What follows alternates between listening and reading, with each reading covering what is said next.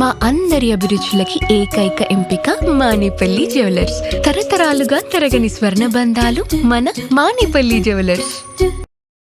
రెహమత్ నగర్ జెండాలు ఎటువైపు రెపరెపలాడుతున్నాయో అనేది ఇప్పుడు మనం చూద్దాం.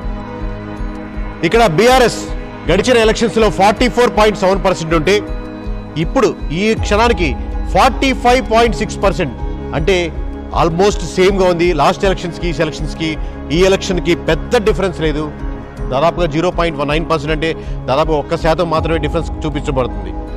అదే కాంగ్రెస్కి వచ్చే పనైతే రెహమత్ నగర్లో 35.5% లాస్ట్ ఎలక్షన్స్లో ఉంటే ఈ ఎలక్షన్స్లో 51.1%, అంటే ఖచ్చితంగా 15.6% లాస్ట్ ఎలక్షన్స్ కంటే కూడా ఎక్కువ ఈసారి ఓటింగ్ పర్సంటేజ్ ఇంక్రీజింగ్ కనపడుతుంది ఇక్కడ కాంగ్రెస్కి.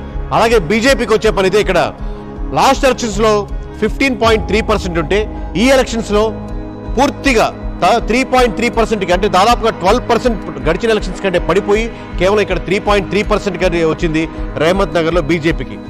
సో ఓవరాల్గా ఇప్పుడు రెహమత్ నగర్ చూసుకుంటే బీఆర్ఎస్కి 45.6%, అలాగే కాంగ్రెస్కి 51.1%తో ఖచ్చితంగా రెహమత్ నగర్ %.5 పైన నాకు వస్తుందని కాంగ్రెస్ కంఠాపదంగా క్లారిటీగా క్రిస్టల్ క్లియర్గా ఇక్కడ చెప్పేదానికి అవకాశం ఉంది. ఓటింగ్ పర్సెంట్లో రెహమత్ నగర్ ½ వస్తుందని, అలాగే బీజేపీకి ఇక్కడ కేవలం 3.3% వస్తుంది.